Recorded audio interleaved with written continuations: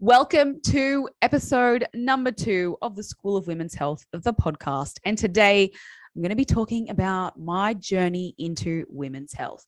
Now, I really am excited to get stuck into the juicy education content side of the podcast, but I personally love hearing people's journeys into their career, especially all of those people that I really look up to in their career path, and I secretly want to do what they're doing. So I love to hear about where they started, why they started, and the pathway that they took to actually get there. I feel like it also really gives me a little bit of a sense of hope in my own journey. And I personally have listened to a few podcast episodes with people that I've looked up to, and I found a lot of inspiration in their story. And I made a few decisions of my own career based on things that actually maybe clicked a little bit when I listened to their story or motivated me to. So if you are listening to this and you need a little bit of hope that you can move in the direction that you want in terms of paving the career path that you want, especially if it's one of those ones that seems a little bit less conventional, then hopefully this episode inspires you to take those first few action steps. So let's get down to it. How did I start? Okay, so I grew up as a very active child up until probably my early teenage years. I was interested in all different types of sports. I played a lot. I almost did something every single day of the week, and my poor mum had to drive me around everywhere to all of my activities. So thanks, mum. And I think it would have been about high school that I really just stopped doing exercise. And I don't really know why, but I did. And I put on weight. So I became a chubby teenager, and I wasn't like excessively overweight, but I started really struggling with a lot of issues around what I looked like, how much weight I'd gained or was gaining. And I really found that this was a very difficult time. And I would go through phases, especially sort of like that 16, 17 age group. I would go through phases where I would try and eat really, really healthy, and I would exercise, and I'd get up early before school and go for a walk with my mom. And then other times I'd be like, this is way too difficult, and I would probably binge eat junk food. Now, I wasn't a huge binge eater. I was probably more I want to say that the size and the portioning of my food was like ridiculous. It also still is. But in saying that, that was probably the problem, more of the problem rather than not eating well. I just ate a lot of food, and I probably wasn't very educated around what actually was healthy and nutritious for me and the type of exercise that was actually going to help me with my weight loss journey. Anyway, basically, the story of that boils down to me joining CrossFit. And this was probably, I would have been like early 20s at this point, something like that. I'd moved overseas. I did some ski seasons like after school, and basically came back again overweight. Did a couple of things with like vision personal training, and then moved into CrossFit. And CrossFit was probably where I really started getting a lot of interest in how the body works, biomechanics, how to do movement, and adaptations to the body and things like that.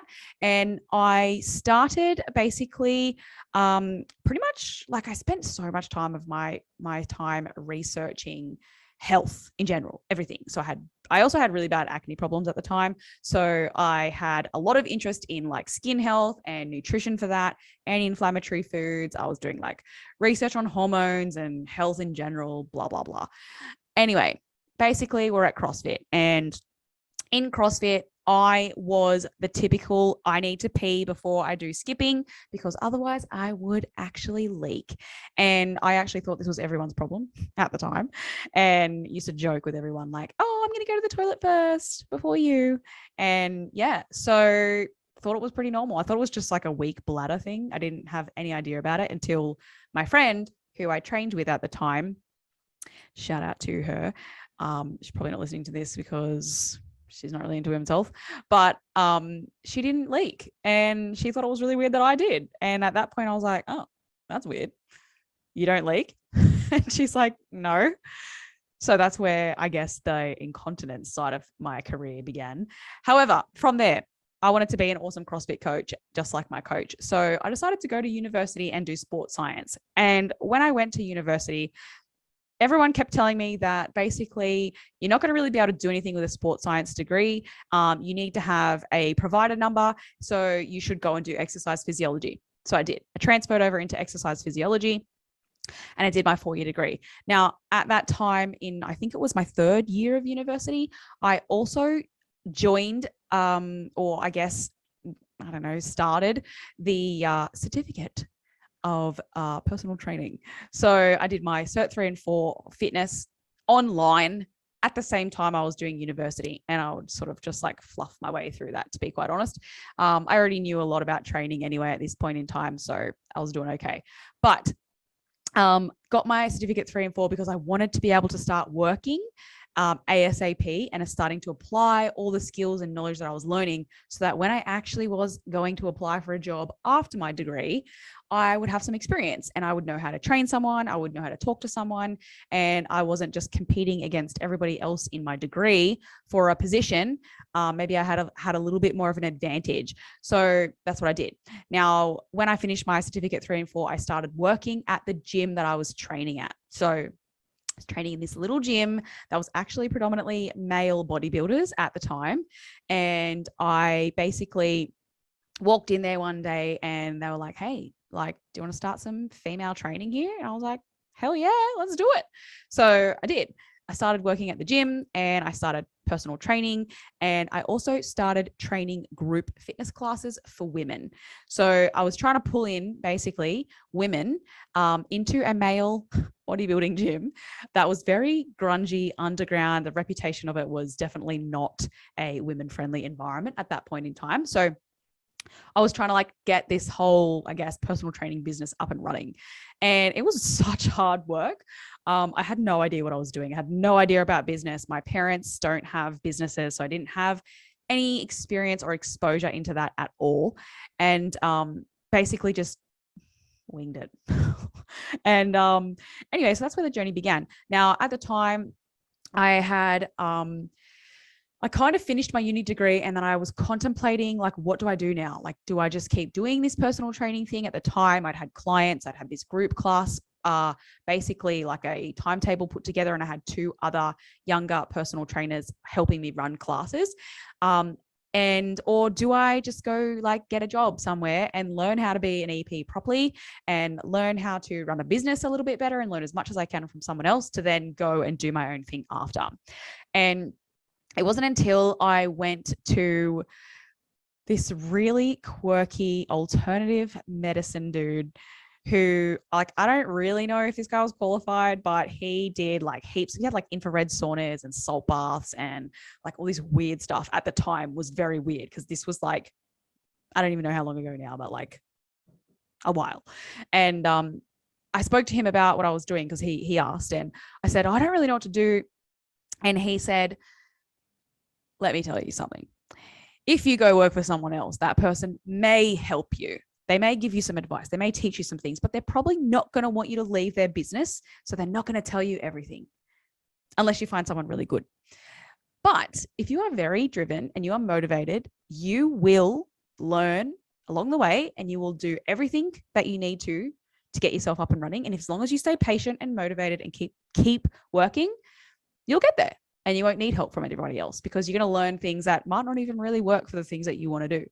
And that was like the light bulb moment for me. That was like, you know what? Yeah, I'm going to do that. And if it doesn't work, I'll just go get a job somewhere. So that's what I did. So I started to grow my personal training. I basically merged my personal training business into an exercise physiology business and started promoting myself as that. And at this time, I was getting so many postnatal women. I was getting like pregnancy, and I honestly was like, wow, I really need to learn more about this. And I kept diving down this rabbit hole. I mean, like I was already interested in it, really. I was only training women. I had previous incontinent issues myself. So I already knew like I wanted to go down this path. And basically, I kept diving further and further and realizing how much of a problem this is, both in the fitness world and the clinical population. And no one really talks about it, and no one really addresses the problems that aren't like, I guess, initial pelvic floor Kegel exercises or physiotherapy treatment. So I just started researching. and researching and researching and researching. And I, at this time, was at this point in the gym, the grungy bodybuilder gym. I'm doing like little fingers in the air for that, for those who can't see this. You can watch this on my YouTube if you want.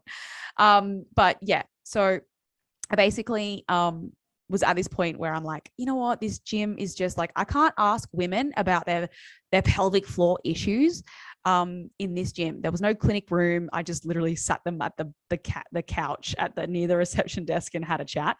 And they would look around and be like, oh my gosh, is anyone listening? I'm about to talk about how I pee myself or how I have like pain with intercourse. And I was like, you know what, I really need to find a different space. This is just not going to work for me. So I walked up the stairs of the gym into a building that had a physiotherapy clinic in there, sports physio, and asked him if they would rent me a room. And the physio there was like, yeah, sure, come on in, like, let's do it. So I started renting a room there. I completely stopped working at the gym because I wanted to dive head in to the physiotherapy clinic and get a little bit more clinical work behind me.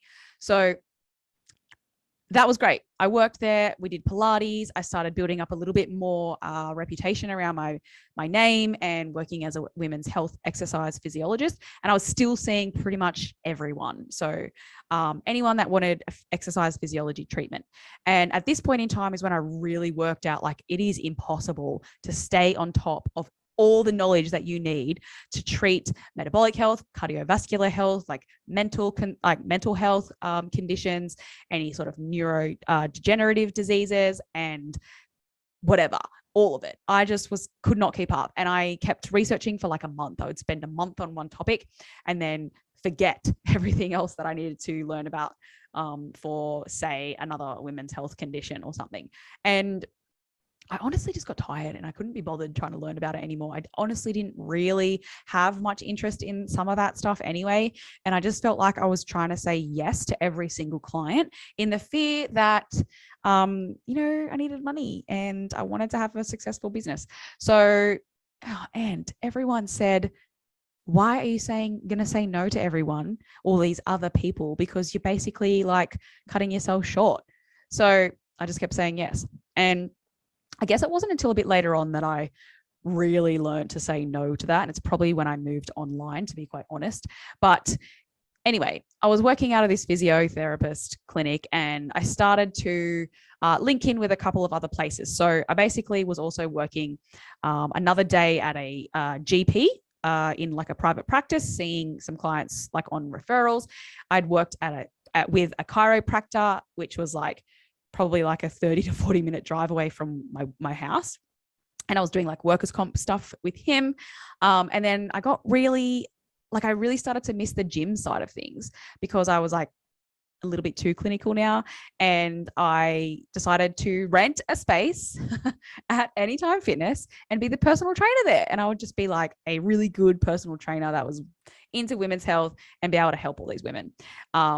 So yeah, I was basically driving around the whole of Sydney, and I got to a point where like I couldn't do anything else. Like I couldn't work any more hours. I was starting work at maybe 4:30 some mornings or 5 a.m.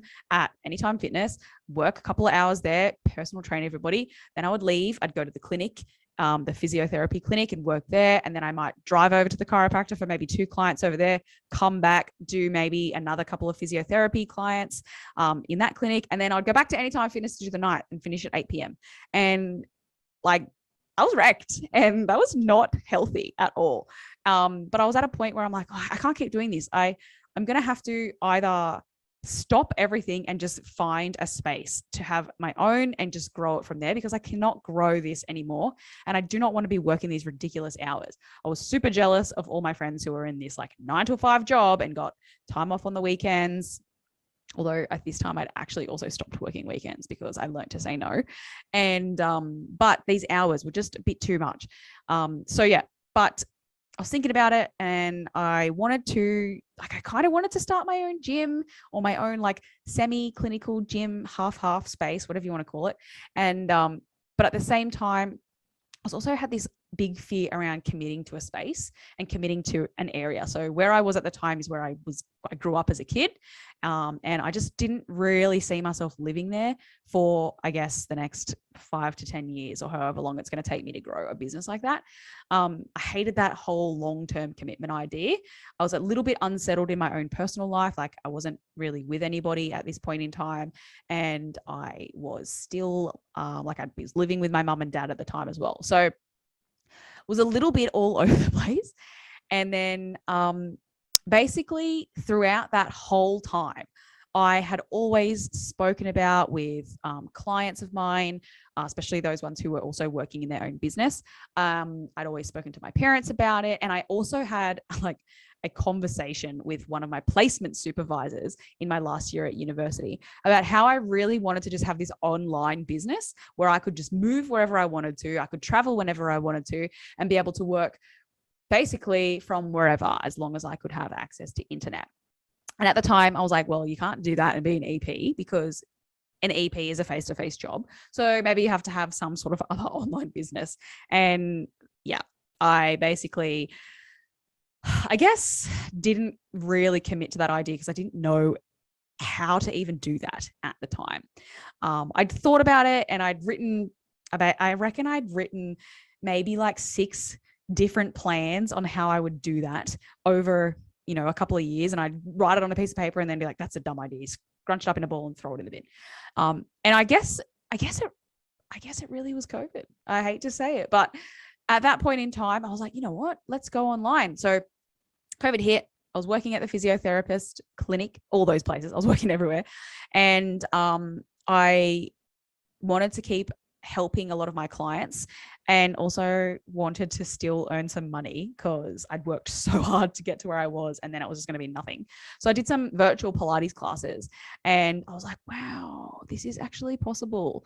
And people see this as being possible now and they're not going to be really like confused as to why an exercise physiologist is running consultations online. So I started really thinking about it. Now, at this time, I also met my now partner and we met at the gym. He was lifting, I was lifting. It was a really cute meet. And he basically, after we started dating, I think it was probably like 3 weeks in, he told me that he had to move for work to another town, actually, another state. It was actually another state. And I was like, oh, that's a bit sad. Like, I've got this massive like business going. Well, not really massive, but I've got a business going and another state, like it's 3 weeks in. I'm not sure about this. And in the back of my head, I was like, this is the chance to start your online business and actually do it. He moved a lot for work as well. So I knew that there was going to be future moving. And I was like, I'm not doing this, like setting up a space every single time I move and hoping it works and then shutting it down again and moving. So yeah, I was like, this is it. We're going to do it. So I moved and I set up the virtual clinic and it started. And I started using social media to advertise. I basically said no to every single person that wasn't women's health related, specific to pelvic health. Initially, I took on a few other people as well because I wasn't quite sure if I really wanted to like commit to just the whole pelvic health thing. But yeah, I eventually did. And here we are. We're in the virtual clinic and it's exciting because once I started advertising a lot of my stuff and using social media to grow and promote myself, I got a lot of questions around CPD and education in pelvic floor health from other exercise physiologists mostly, but also some like really committed trainers and some physiotherapists, as well as like osteos and chiros as well. And it was really, really clear that there was not either a great amount of education in this space, particularly with those who are also wanting to keep with that whole training, healthy population or high volume training and impact as well.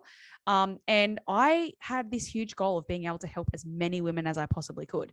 And at the moment, I'm just working one-on-one consultations online. I'm able to expand my reach now, so I can help more women being online. But I was like, oh man, like I could help so many more women if I could teach some of this stuff and share my knowledge with all these other healthcare professionals who want to also help women, and that would just have like a much bigger effect. So as I started to get more and more interest, I started the mentorship program.